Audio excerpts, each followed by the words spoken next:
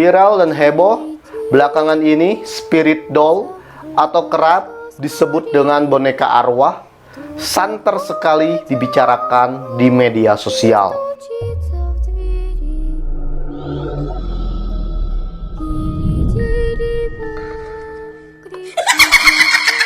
Akhirnya Yuan dan Rizky tinggal di kediaman kakeknya. Awal kehidupan Yuan dan Rizky tidak berjalan mulus. Selalu saja timbul konflik antara mereka, khususnya masalah perekonomian. Namanya pengantin baru, ada proses adaptasi yang mungkin bisa timbul salah perhitungan, sehingga berujung pada pertengkaran. Suatu ketika, Yuan bermimpi dia berada dalam satu ruangan yang hanya terdapat satu meja bundar yang sekelilingnya penuh dengan benda-benda klasik. Yuan tidak menyadari tempat tersebut di mana yang dia tahu hanya ada satu meja bundar tanpa taplak yang tidak ada isinya sama sekali. Tiba-tiba terdengar suara anak kecil yang memanggil namanya. Yuan, Yuan. Seperti itu suara tersebut memanggilnya. Yuan kemudian mencari-cari di mana asal suara tersebut dalam mimpi itu. Ternyata suara tersebut berasal dari salah satu lemari, dan suara itu ternyata suara boneka, yang ternyata adalah boneka semasa dia kecil, tapi gak terlalu lama dia mainkan karena dulu sempat hilang. Dalam mimpi itu, Yuan bertanya pada boneka, "Kamu kemana aja?" Tanya Yuan.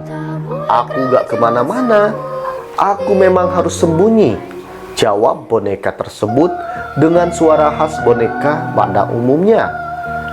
Pada mimpi tersebut, boneka itu seolah-olah hidup menyerupai seorang bayi. Bisa berbicara, bisa tersenyum, dan matanya bisa berkedip mirip seperti manusia. Boneka itu meminta Yuan untuk memindahkannya ke atas meja bundar tadi. Yuan menuruti permintaan boneka. Lalu Rizky meminta Yuan untuk kembali tidur dan melupakan mimpi buruknya. Namun Yuan merasa kesulitan untuk bisa kembali tidur. Masih berpikir tentang boneka masa lalunya yang muncul kembali. Untuk mengisi waktu di saat suaminya bekerja, Yuan pun meminta izin kepada Eyang untuk membereskan rumah. Yuan sangat bersemangat sekali membereskan rumah Eyang, hingga dia sampai pada suatu ruangan yang pada bagian belakangnya difungsikan sebagai gudang, tempat ia menyimpan barang-barang kakek neneknya, termasuk juga barang ibunya Yuan saat dia kecil. Lemarinya besar, berjejer, semuanya dibersihkan oleh Yuan. Karena lemari tersebut tidak dalam keadaan terkunci, maka Yuan pun mencoba membuka lemari yang ada di sana satu persatu. Ruangan yang belum dibersihkan itu adalah ruangan yang belum pernah dia datangi selama dia tinggal di rumah kakeknya itu. Tiba-tiba Yuan kembali teringat dengan mimpinya. Yuan tersadar, ternyata gudang tersebut menyerupai ruangan yang ada di dalam mimpinya. Ruangan tempat dia bertemu boneka yang bisa berbicara itu. Dia kemudian membuka lemari yang ada di sana satu persatu. Benar sekali, dia menemukan sebuah boneka dengan ukuran 40 cm, berbaju ala Eropa dengan kulit gelap dan rambut keriting. Yuan mengambil boneka tersebut. Dia berniat untuk membersihkan boneka tersebut. Boneka tersebut membuat Yuan lupa akan tujuan awalnya untuk membersihkan ruangan tersebut. Rambut boneka yang keriting coba diluruskan oleh tangan Yuan biar rapih. Boneka tersebut dia simpan di meja samping tempat tidurnya. Saat dia menatap bonekanya, seakan dia melihat bayangan-bayangan di masa lalu, seperti terpana dengan boneka tersebut. Banyak hal yang tidak bisa Yuan ungkapkan saat melihat boneka tersebut. Saat malam tiba, Yuan pun kembali bermimpi. Di mimpinya dia berada di ruangan yang sama, meja bundar dengan boneka.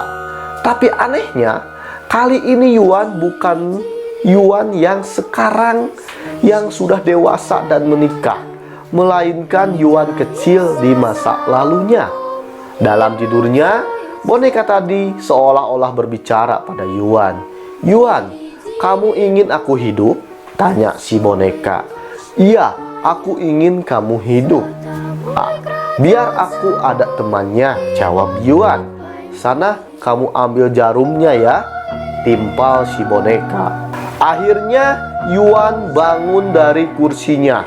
Dia mengambil jarum, kemudian menanyakan pada boneka tersebut apa yang harus dia lakukan. "Tolong tusuk jari kamu dengan jarum tadi, oleskan darahnya ke mulut saya." Waktu Yuan oleskan jari yang berdarah itu, seolah-olah keluar lidah dari mulut boneka yang menjilat-jilat jari Yuan. Tak lama kemudian, tiba-tiba boneka itu bangun dan berdiri, kemudian tertawa-tawa, menari-nari. Lalu Yuan pun terbangun bersamaan dengan suaminya. Ternyata suaminya bermimpi hal yang sama.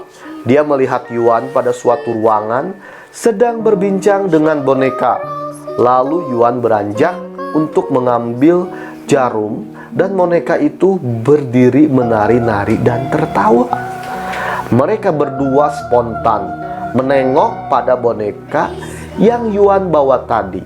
Tapi boneka tersebut hanyalah boneka yang diam pada umumnya. Lalu mereka kembali tidur. Keesokan harinya, tiba-tiba ada keinginan dari Yuan untuk memindahkan bonekanya. Saat Yuan memandikan boneka, berasa ada yang memperhatikannya. Ternyata eyang putrinya sedang mengamatinya. Di saat makan siang, keanehan pun terjadi lagi. Yuan merasa ingin makan siangnya ditemani oleh sang boneka. Kemudian Yuan berpura-pura menyuap bonekanya seperti anak yang sedang bermain boneka. Tapi menurut cerita eyangnya, melihat bahwa seakan-akan mulut boneka itu terbuka ketika Yuan menyuapinya. Setelah Yuan memelihara boneka itu, entah kenapa suaminya selalu membawa kabar baik, ya, seperti promosi jabatan, bisa membeli barang berharga, kendaraan baru. Jadi banyak keberuntungan yang aneh karena memelihara boneka tersebut. Suatu ketika Yuan mengajak bonekanya berbincang-bincang. "Dek, kenapa ya setelah aku merawat kamu, seakan-akan semuanya itu dimudahkan?" ujar Yuan pada bonekanya. Tiba-tiba boneka tersebut tertawa kecil, tertawa seorang bayi. Yuan kaget. Lalu Yuan kembali bertanya pada boneka, "Aku berasa mendengar tawa anak kecil." "Kamu tertawa?" tanya Yuan pada boneka itu. "Iya," jawab boneka tersebut.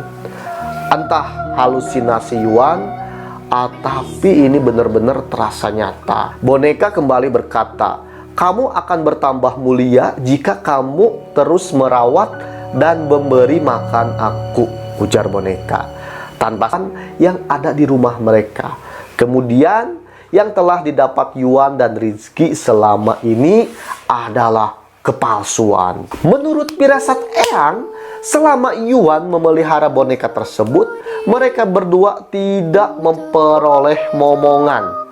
Mengingat setelah 2 tahun pernikahan, Yuan dan Rizky belum juga dikaruniai seorang momongan. Yuan menjadi sangat keras kepala. Sulit sekali baginya untuk mendengar ucapan Eyang dan Rizky suaminya. Dia tidak suka bonekanya diusik. Sampai suatu saat ketika Yuan tidur, Rizky mengambil boneka Yuan secara diam-diam, kemudian diberikan kepada temannya yang adalah seorang ahli spiritual. Boneka itu diminta untuk dibalut kain dan kemudian dikuburkan dengan pembacaan doa dengan melakukan ritual tertentu.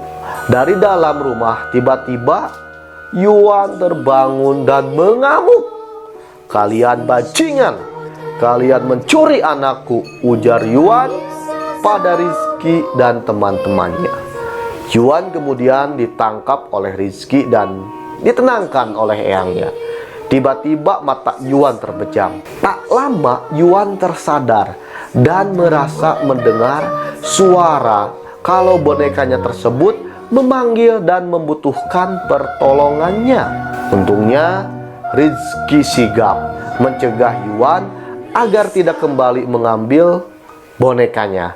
Ini tak lepas dari bantuan eyangnya juga. Setelah 2 bulan berlalu, akhirnya Yuan sudah bisa melepaskan bonekanya. Itulah cerita mistis mengenai baby doll spirit atau ya boneka spirit, ya boneka arwah yang sedang viral akhir-akhir ini. Sampai jumpa di video-video berikutnya. Assalamualaikum.